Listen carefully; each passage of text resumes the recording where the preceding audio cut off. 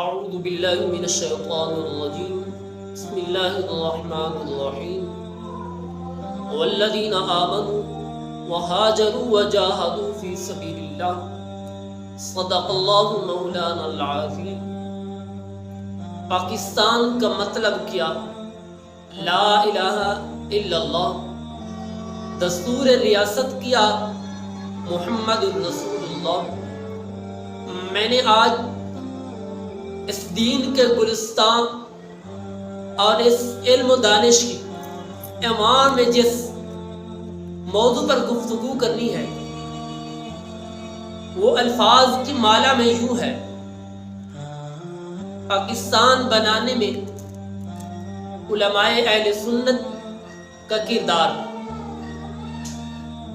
علماء کرام اور مشائخ اعظام نے پاکستان بنانے میں بہت زیادہ کردار ادا کیا۔ بر صغیر میں علماء اہل سنت کی تاریخ اتنی ہی قدیم ہے جتنا بر صغیر میں اسلام قدیم ہے۔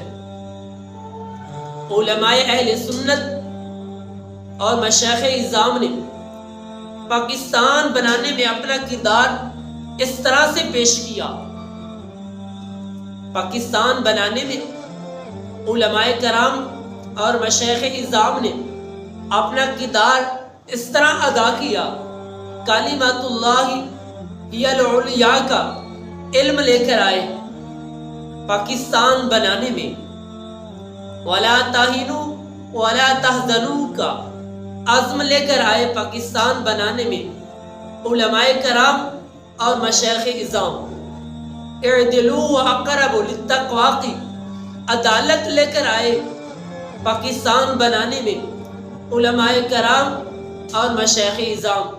علماء کرام اور مشائخ اعظام نے اہل باطل کی آنکھوں میں آنکھ ڈال کر کہا: ستمگر ادھر آ، ہنر آزمائیں، تو تیر آزما ہم جگر آزمائیں۔